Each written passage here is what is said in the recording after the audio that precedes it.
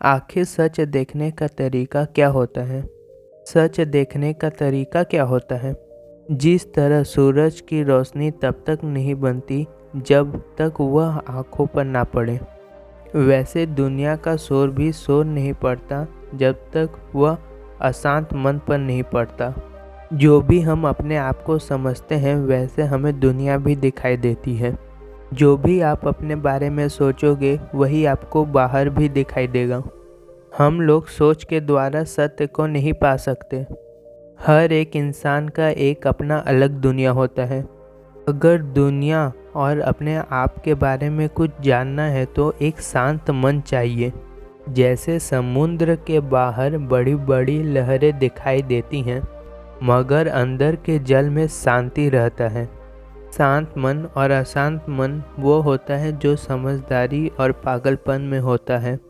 समझदार बनने के लिए आपको अपने मन का गुरु बनना पड़ेगा और पागलपन में समझदारी नहीं होती।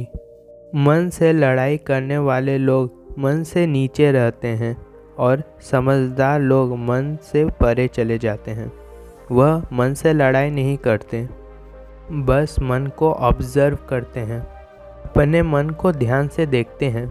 अगर मन को जानबूझकर लगाने की कोशिश करोगे तो तुम किसी में भी ध्यान नहीं दे पाओगे, क्योंकि हमारी 5 इंद्रियां ऐसा काम नहीं करती, बल्कि अपने आप काम करती हैं।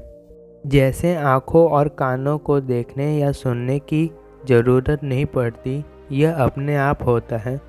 रोशनी, आवाज़, खुशबू खुद हमारे पास आते हैं। खुद चारों ओर से दुनिया हमारे पास आ रही है। अगर हम किसी चीज़ को समझना चाह रहे हैं तो उसे शांत मन से समझना चाहिए। जैसे किंगफिशर बर्ड मछली को पकड़ने के लिए शांति से खड़ा रहता है, तब उसे पानी में छोटी हलचल दिखाई पड़ती है और आराम से मछली को पकड़ पाती है। वह इतना शांत रहती है जैसे कि वह है ही नहीं। असल में हमें दुनिया के पास जाने की ज़रूरत ही नहीं। दुनिया खुद पर खुद हम लोग के पास आ रही है। हम लोग कई सारे सोच के द्वारा दुनिया को मुश्किल समझ लेते हैं। अगर हमें कुछ समझना है तो दुनिया को अपने अंदर आने दो। अपने कोई विचार का मिलाव मत करो, उसे एटिटीज़ देखो। हमारा ख्याल जिंदगी में कहीं काम नहीं आता, क्योंकि सोच और असली दुनिया के बीच कुछ खाली जगह रहता है। जैसे कि अगर हम किसी फूल को देखते हैं, उसे हम लोग सुंदर, कुरूप और खूबसूरत द्वारा उसे विचारित कर देते हैं। लेकिन सुंदर और कुरूप कोई भी शब्द नहीं रहता तो आखिर हम लोग उसे क्या बोलते? जैसे फूल के तस्वीर को हम लोग फूल नहीं कह सकते, वैसे असली दुनिया को असली समझ लेना गलत है। सोचने का यह मतलब होता है अपने बीच और एक रियलिटी के बीच दीवार बना देना। इसीलिए बुद्ध ने कहा है, जिसे तुम देख रहे हो उसे तुम सिर्फ देखो, अपने विचारों के साथ मिलाओ मत।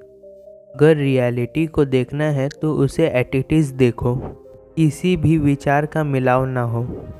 सोचना खुद से बात करने का विचार होता है।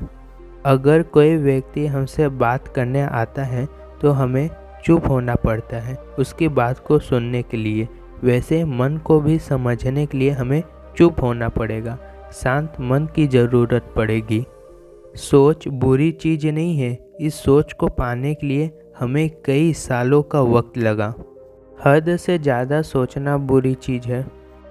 सोच ज़रूरी चीज़ है, पर इसका इस्तेमाल तब तक है जब तक ज़रूरत हो। जब ज़रूरत हो तो मन को शांत करने के कई सारे तरीके होती हैं, जैसे कि ध्यान, कई सारी मेडिटेशन।